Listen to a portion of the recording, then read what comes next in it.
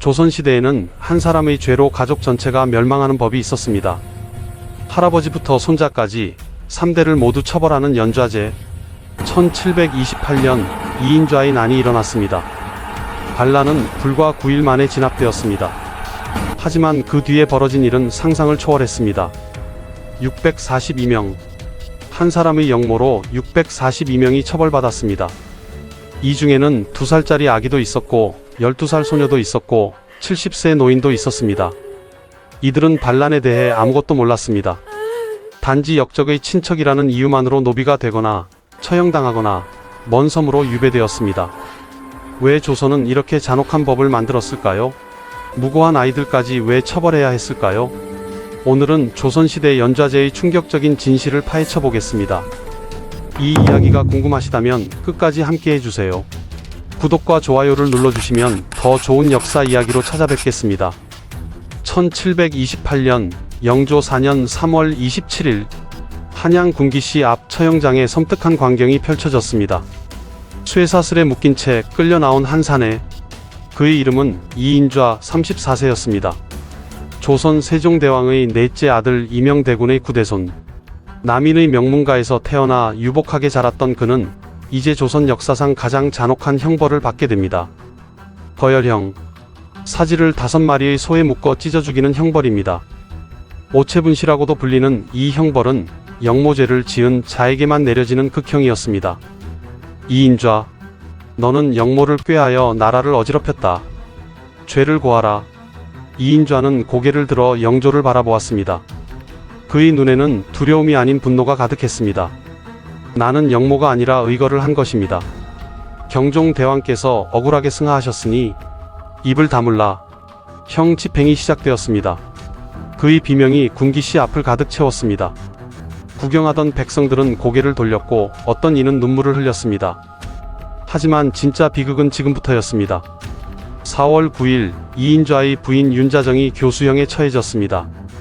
남인의 거두 윤휘의 손녀였던 그녀는 아무런 죄가 없었습니다. 단지 이인좌의 아내였다는 이유만으로 4월 14일 이인좌의 4아들이 노비가 되어 온성부와 회령부로 보내졌습니다. 장남 중명은 12세, 차남 문명은 9세, 삼남 화명은 6세, 막내 인명은 겨우 2세였습니다. 이 아이들이 무슨 죄를 지었을까요? 그리고 이것은 시작에 불과했습니다. 영조실록에 기록된 이인좌의 난 관련 역적으로 기론된 사람은 총 642명입니다. 이 중 62명이 극형에 처해졌고 나머지는 재산 몰수와 함께 그 일가친족이 연좌제에 따라 처벌받았습니다. 642명. 한 사람의 영모로 642명의 인생이 송두리째 무너졌습니다. 대체 조선은 왜 이런 잔혹한 법을 만들었을까요? 왜 죄 없는 가족들까지 처벌해야 했을까요? 이 질문에 답하기 위해서는 조선 건국 초부터 이어져 온 연좌제의 역사를 살펴봐야 합니다. 그리고 그 법이 실제로 어떻게 집행되었는지, 얼마나 많은 무고한 사람들이 희생되었는지를 알아야 합니다. 조선시대 최고의 법전인 경국대전. 성종 15년인 1485년에 완성된 이 법전은 조선을 다스리는 모든 법의 근간이 되었습니다. 그 중에서도 가장 무서운 조항이 있었으니 바로 연좌제였습니다. 경국대전 형전에는 이렇게 적혀 있습니다. 모반대 역죄를 범한 자는 능지처참하고 그 아버지와 16세 이상의 아들은 교사령에 처한다. 16세 이하의 아들과 어머니, 처첩, 조손, 형제자매 및 아들의 처첩은 공신가의 종으로 삼고 모든 재산을 몰수한다. 백숙부와 조카는 삼천리 밖으로 유배 보낸다. 간단히 말하면 한 사람이 영모를 일으키면 그의 아버지, 할아버지, 아들, 손자, 형제, 백숙부, 조카까지 모두 처벌받는다는 뜻입니다. 이것이 바로 삼족을 멸한다는 의미였습니다. 삼족. 조선시대 학자 다산 정약용은 그의 저서 목민심서에서 삼족에 대해 이렇게 설명했습니다. 위로는 할아버지를 비롯한 백부, 숙부 등 선친인 조족, 형제와 그의 자녀들인 조카 등 부족, 그리고 아들과 손자 등 귀족을 의미한다. 즉 할아버지 세대부터 손자 세대까지 3대를 통틀어 처벌한다는 것이었습니다. 왜 이렇게 잔혹한 법을 만들었을까요? 역사학자들은 이렇게 분석합니다. 조선은 왕조 국가였습니다.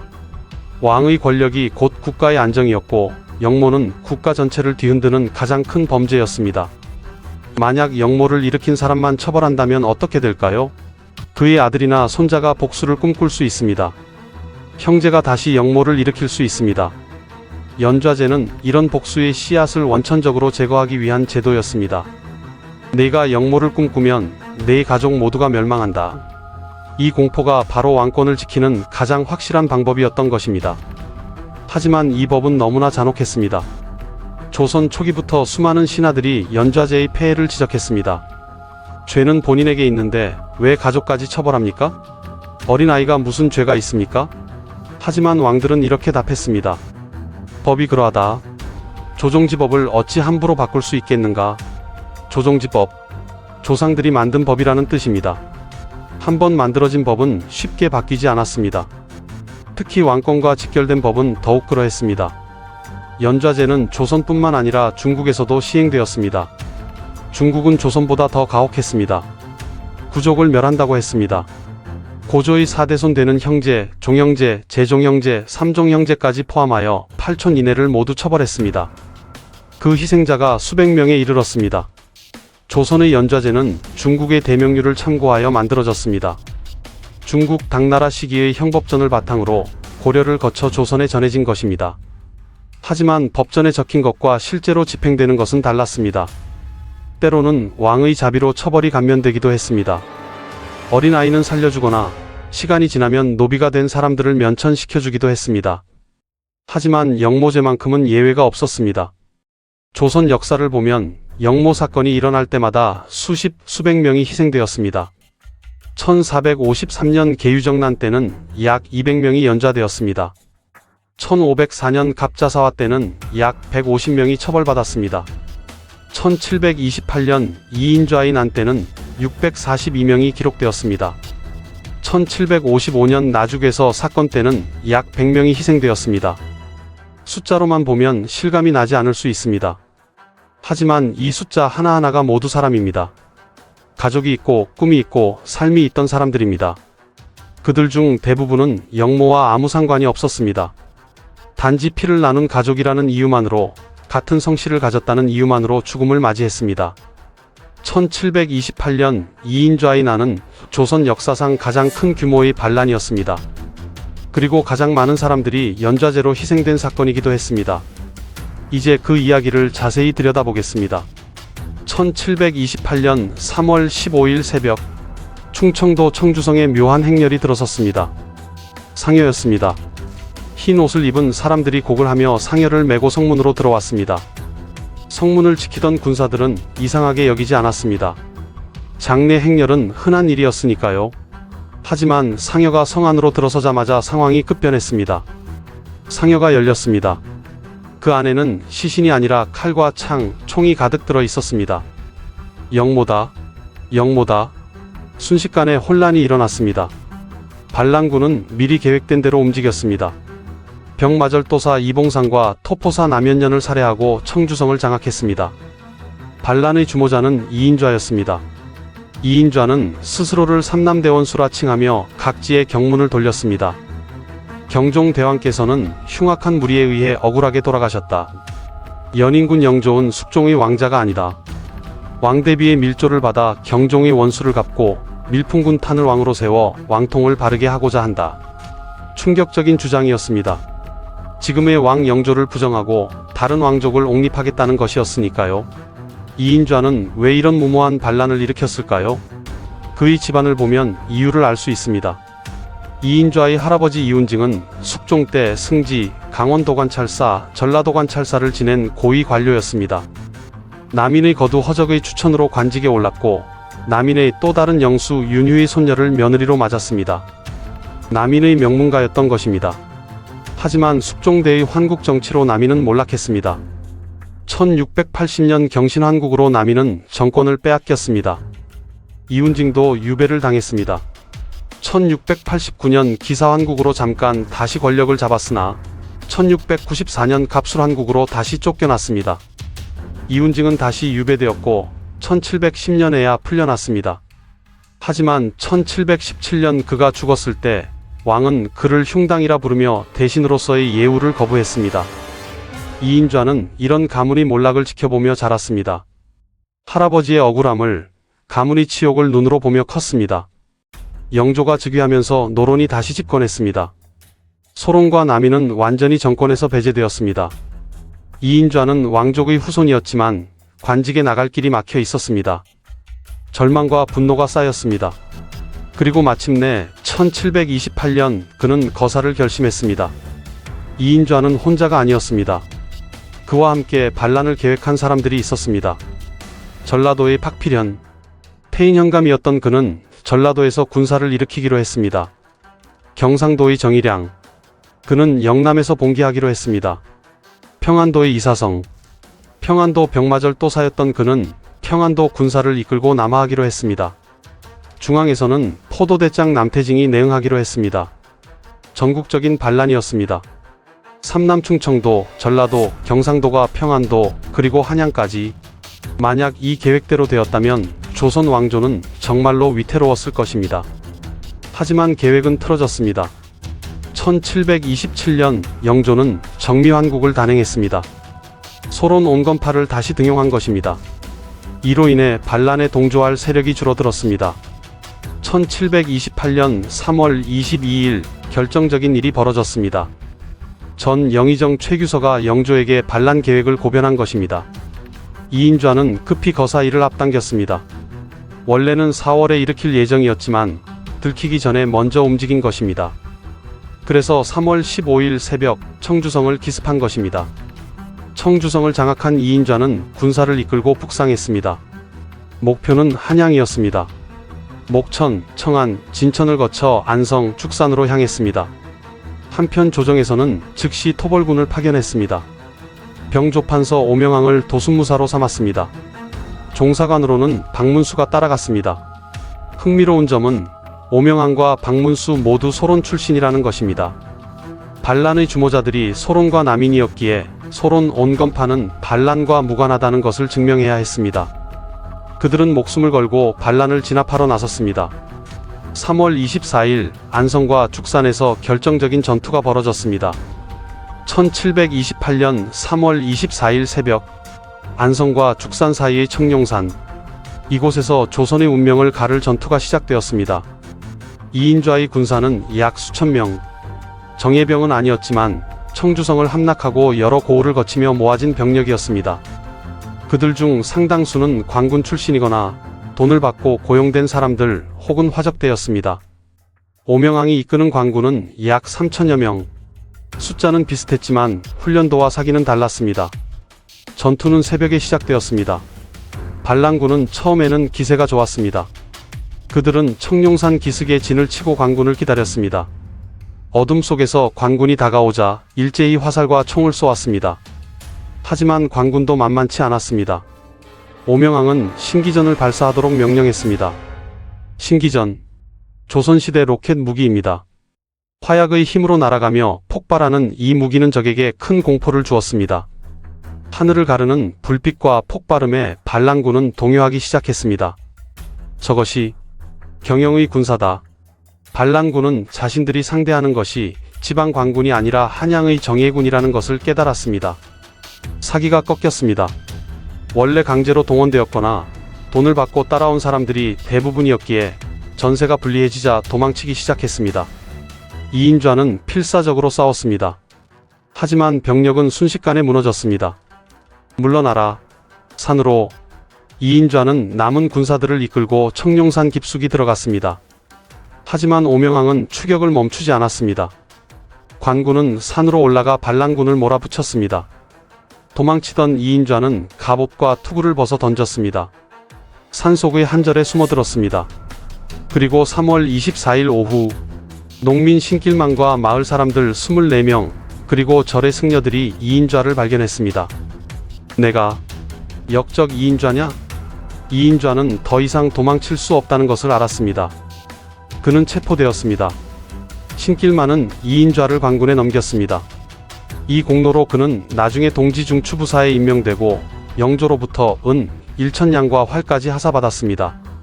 이인좌가 잡혔다는 소식이 전해지자 반란은 급속히 무너졌습니다. 청주성에 남아있던 반란군은 박민웅이 이끄는 창의군에 의해 진압되었습니다. 평안도의 이사성은 거사도 하기 전에 체포되었습니다. 소론 온건파인 이광자가 재빨리 움직였기 때문입니다. 한양의 남태징도 미리 체포되어 반란에 가담하지 못했습니다.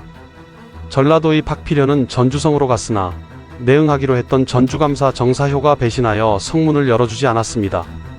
박필현은 경상도로 도망쳤다가 붙잡혀 참수당했습니다. 경상도의 정일양은 거창, 합천, 함양 등을 점령하며 가장 오래 버텼습니다. 하지만 경상도관찰사 황선이 지휘하는 관군에 의해 결국 진압되었습니다. 불과 9일 만에 조선 역사상 최대의 반란은 끝났습니다. 3월 26일 이인좌는 한양으로 압송되었습니다. 영조는 직접 친국을 열었습니다.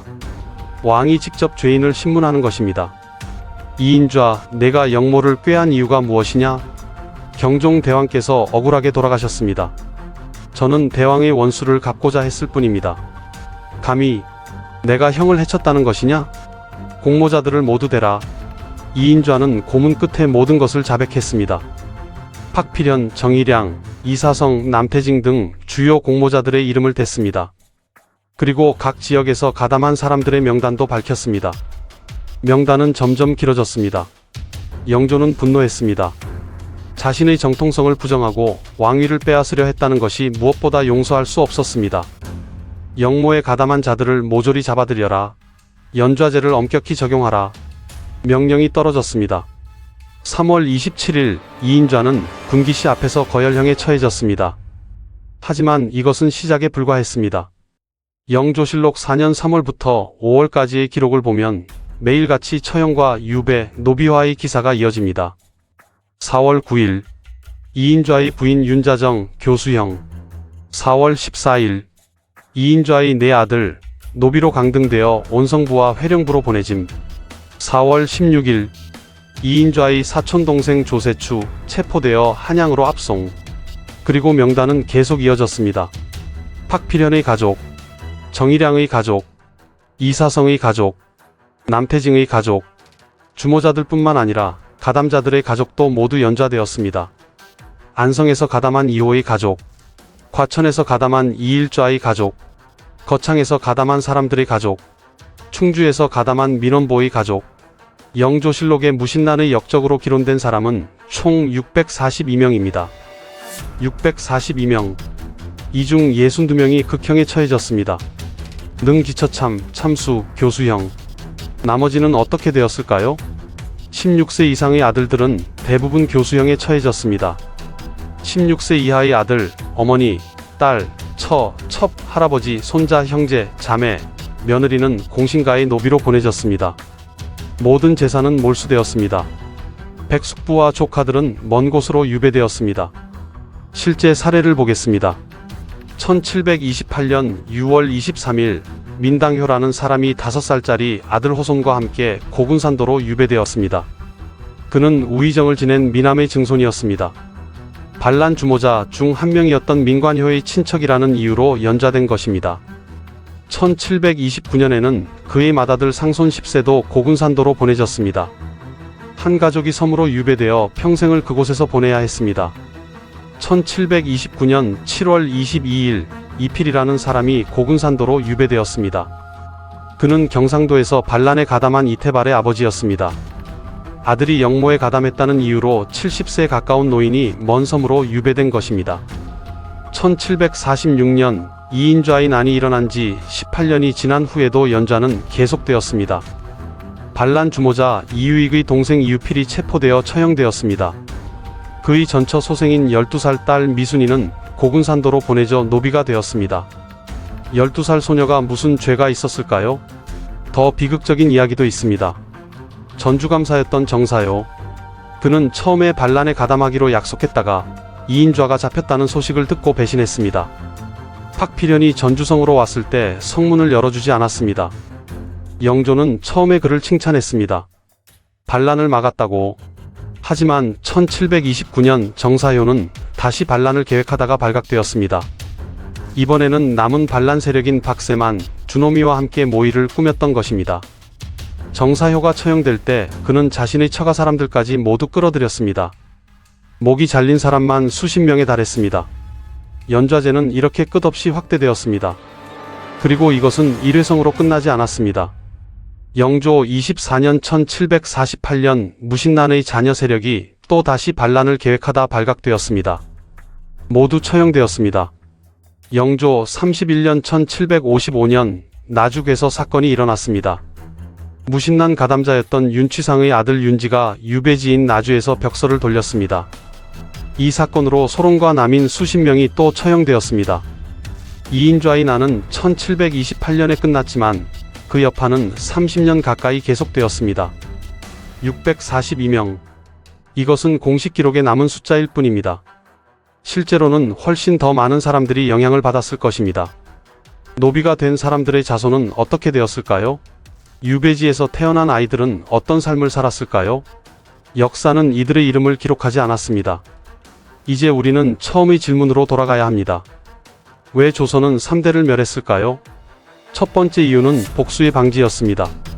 역사를 보면 가족의 복수는 끊임없이 반복되었습니다. 아버지가 죽으면 아들이 복수합니다. 형이 죽으면 동생이 복수합니다. 만약 역모를 일으킨 사람만 처벌한다면 그의 아들이나 손자가 언젠가 다시 반란을 일으킬 수 있습니다. 왕조는 이것을 두려워했습니다. 연좌제는 이런 복수의 씨앗을 원천적으로 제거하는 방법이었습니다. 내가 역모를 꿈꾸면 내 가족 모두가 멸망한다. 이 공포는 매우 효과적이었습니다. 두 번째 이유는 공포 통치였습니다. 왕권을 위협하는 가장 확실한 방법은 공포였습니다. 연좌제는 단순한 처벌이 아니라 경고였습니다. 모든 신하들에게, 모든 백성들에게 보내는 경고. 왕을 배신하면 이렇게 된다. 이인좌의 난 이후 영조는 더욱 강력한 왕권을 확립할 수 있었습니다. 반란을 진압하고 가담자들을 철저히 처벌함으로써 아무도 감히 왕을 거역하지 못하게 만들었습니다. 세 번째 이유는 정치적 숙청이었습니다. 사실 역모 사건은 순수한 범죄 처벌만은 아니었습니다. 많은 경우 정치적 목적이 숨어 있었습니다. 이인좌의 난도 그러했습니다. 반란의 주축은 소론 강경파와 남인이었습니다. 영조는 이 사건을 계기로 소론과 남인을 정치적으로 완전히 제거할 수 있었습니다. 642명의 명단을 보면 실제로 반란에 직접 가담한 사람은 소수였습니다. 대부분은 연좌로 처벌받은 사람들이었습니다. 이들 중에는 반란과 전혀 무관한 사람도 많았습니다. 단지 친척이라는 이유만으로, 같은 당파라는 이유만으로 처벌받았습니다. 연좌제는 정치적 반대파를 제거하는 도구로도 사용되었던 것입니다. 네 번째 이유는 전통과 관습이었습니다. 조종지법을 어찌 함부로 바꾸겠는가? 조선의 왕과 신하들은 이렇게 말했습니다. 조상들이 만든 법을 함부로 바꿀 수 없다고. 연좌제는 중국에서 시작되어 고려를 거쳐 조선에 전해졌습니다. 수백 년 동안 이어져 온 전통이었습니다. 한번 만들어진 법은 쉽게 바뀌지 않았습니다. 특히 왕권과 직결된 법은 더욱 그러했습니다. 하지만 이 모든 이유를 알아도 우리는 여전히 질문할 수밖에 없습니다. 과연 이것이 정의로운 법이었을까요? 12세 아이가 무슨 죄가 있습니까? 9세 아이가 역모를 알고 있었습니까? 2세 아기가 무슨 책임을 져야 합니까? 이인좌의 부인 윤자정은 남편의 계획을 알고 있었을까요? 설령 알고 있었다 해도 그녀가 무엇을 할 수 있었을까요? 노비가 된 수백 명의 여자들과 아이들은 평생을 노예로 살아야 했습니다. 유배된 노인들은 고향을 떠나 낯선 섬에서 생을 마감했습니다. 이들이 과연 죄인이었을까요? 조선 중기의 학자들 중에는 연좌제를 비판하는 사람들이 있었습니다. 죄는 본인에게 있는데 왜 가족까지 처벌합니까? 어린아이가 무슨 죄가 있습니까? 하지만 이런 목소리는 힘이 없었습니다. 왕권과 직결된 법을 바꾸는 것은 매우 어려운 일이었습니다. 조선 후기 실학자들이 등장하면서 연좌제에 대한 비판이 더욱 강해졌습니다. 다산 정약용은 목민심서에서 이렇게 썼습니다. 죄는 본인에게 있는 것이지 어찌 가족에게까지 미치겠는가. 이는 하늘의 이치에 어긋나는 일이다. 하지만 연좌제는 조선이 멸망할 때까지 완전히 폐지되지 않았습니다. 1894년 갑오개혁 때 비로소 죄인 본인 외 연좌형률 일체 금지라는 결정이 내려졌습니다. 3대를 멸하던 연좌제가 조선 말기에 이르러서야 폐지된 것입니다. 하지만 그 사이에 얼마나 많은 사람들이 희생되었을까요? 이인좌의 난은 연좌제의 가장 극단적인 사례입니다. 642명이라는 공식 기록. 하지만 실제로 영향을 받은 사람은 훨씬 더 많았을 것입니다. 노비가 된 사람들의 자손은 대대로 노비 신분을 벗어나지 못했습니다. 유배된 사람들의 가족은 연좌되어 관직에 나갈 수 없었습니다. 한 사람의 역모로 수백, 수천의 인생이 무너졌습니다. 가장 비극적인 것은 이것이 정의의 이름으로 행해졌다는 것입니다. 법이 그러하다. 조종지법을 어찌 바꾸겠는가? 역모는 용서할 수 없는 죄다. 모두 옳은 말처럼 들립니다. 하지만 그 법의 이름으로 무고한 사람들이 죽었습니다. 2살짜리 아기가 노비가 되었습니다. 12살 소녀가 섬으로 유배되었습니다. 70세 노인이 고향을 떠나 객사했습니다. 이것이 정의일까요? 연좌제의 본질은 집단 처벌이었습니다. 개인의 죄를 가족 전체에게 돌리는 것입니다. 현대법의 관점에서 보면 이것은 명백한 인권 침해입니다. UN 세계인권선언 제9조는 이렇게 말합니다. 누구도 자의적으로 체포, 구금 또는 추방을 당하지 아니한다. 제10조는 이렇게 말합니다. 모든 사람은 자신의 권리와 의무, 그리고 자신에 대한 형사상의 혐의를 결정함에 있어서 독립적이고 공정한 법정에서 공정한 재판을 받을 권리를 가진다. 연좌제는 이 두 조항을 모두 위반합니다. 아무런 재판도 없이 단지 가족이라는 이유만으로 처벌받았으니까요. 하지만 우리는 조선시대를 현대의 잣대로만 판단해서는 안 됩니다. 그 시대에는 그 시대의 논리가 있었습니다. 왕조 국가에서 역모는 가장 큰 범죄였고 연좌제는 왕권을 지키는 가장 확실한 방법이었습니다. 다만 우리가 기억해야 할 것은 그 법의 이름으로 얼마나 많은 사람들이 희생되었는가 하는 것입니다. 그리고 법이 정의를 잃었을 때 그것이 얼마나 무서운 도구가 될 수 있는가 하는 것입니다. 2025년 12월 2인좌의 난이 일어난 지 거의 300년이 지났습니다. 오늘날 우리는 연좌제를 야만적인 악법으로 기억합니다. 당연합니다. 개인의 죄를 가족에게 돌리는 것은 명백한 인권 침해니까요. 하지만 놀랍게도 연좌제는 완전히 사라지지 않았습니다. 북한에서는 지금도 연좌제가 시행되고 있습니다. 3대를 멸한다는 표현이 여전히 사용됩니다. 정치범으로 체포되면 본인뿐만 아니라 부모, 자녀, 형제가 모두 정치범 수용소로 보내집니다. 할아버지가 정치범이면 손자들까지 수용소에 끌려갑니다. 21세기에도 여전히 조선시대의 법이 살아있는 것입니다. 일본에서도 보이지 않는 연좌제가 남아 있습니다. 범죄자의 가족들은 사회적 낙인을 받습니다. 취직이 어렵고 결혼이 어렵고 정상적인 삶을 살기 힘듭니다. 한국은 어떨까요? 법적으로는 연좌제가 완전히 폐지되었습니다. 헌법 제13조 3항은 이렇게 명시하고 있습니다. 모든 국민은 자기의 행위가 아닌 친족의 행위로 인하여 불이익한 처우를 받지 아니한다. 하지만 사회적 편견은 여전히 남아 있습니다. 저 사람 아버지가 사기꾼이래. 그 집안은 원래 그래. 피는 못 속인다니까. 이런 말들이 여전히 우리 주변에서 들립니다. 범죄자의 자녀들은 학교에서 괴롭힘을 당합니다. 취업 면접에서 불이익을 받습니다. 결혼을 앞두고 파혼을 당하기도 합니다. 법은 바뀌었지만 사람들의 마음속에는 여전히 연좌제가 남아있는 것은 아닐까요? 2인좌인 안에서 우리가 배워야 할 교훈은 무엇일까요? 첫째, 법은 정의를 위해 존재해야 합니다. 연좌제는 왕권을 지키기 위한 법이었습니다. 정의를 위한 법이 아니었습니다. 무고한 사람들이 희생되어도 법이 그러하다는 한마디로 정당화되었습니다. 법이 정의를 잃으면 그것은 폭력의 도구가 됩니다. 둘째, 권력은 쉽게 부패합니다. 연좌제는 정치적 숙청의 도구로도 사용되었습니다. 2인좌의 난 이후 영조는 소론과 남인을 거의 완전히 제거했습니다. 642명의 명단을 보면 실제로 반란에 가담한 사람은 소수였습니다. 대부분은 정치적 이유로 연좌된 사람들이었습니다. 권력은 항상 감시받아야 합니다. 셋째, 집단 처벌은 정의가 아닙니다. 죄는 개인에게 있습니다. 가족이나 집단에게 있지 않습니다. 2살짜리 아기가 무슨 죄가 있습니까? 12살 소녀가 역모를 알고 있었습니까? 현대법의 가장 중요한 원칙 중 하나는 죄형법정주의입니다. 법에 규정된 죄를 지은 사람만 처벌받는다는 원칙입니다.